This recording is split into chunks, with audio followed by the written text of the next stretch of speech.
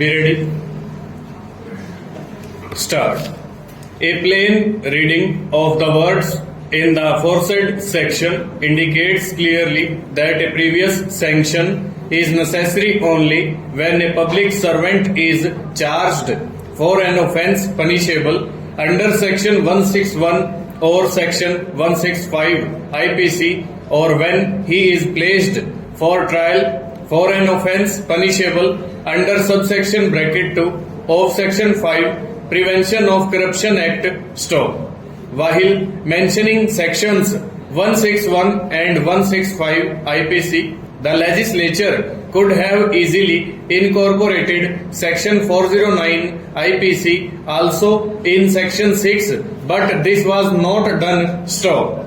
It is, however, argued that section 409 was not mentioned because the offence under section 409 is the same as the offence under section 5 bracket 1 bracket C Prevention of Corruption Act (STOP). This argument does not appeal to me. Stop. If a person is prosecuted for an offence under section 409 IPC, he is punishable under that section if the offence is proved and not under subsection bracket 2 of section 5 Prevention of Corruption Act (STOP). The words punishable under subsection bracket 2 of section 5 occurring in clause bracket 1 of section 6 Prevention of Corruption Act do not mean or include an offence punishable under section 409 IPC stanza. If a person is prosecuted under section 409, he will be governed by the procedure prescribed in the Criminal Procedure Code, which does not require the obtaining of previous sanction. Stop.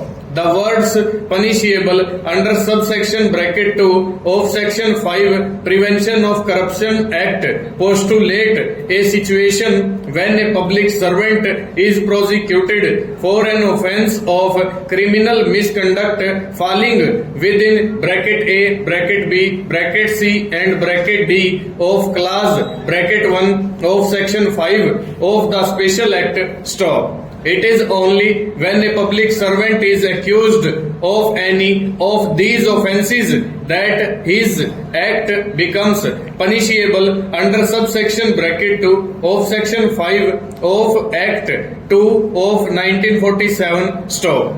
I find no sufficient justification for importing into clause bracket 1 of section 6 something which the legislature did not expressly include in that section. Stop.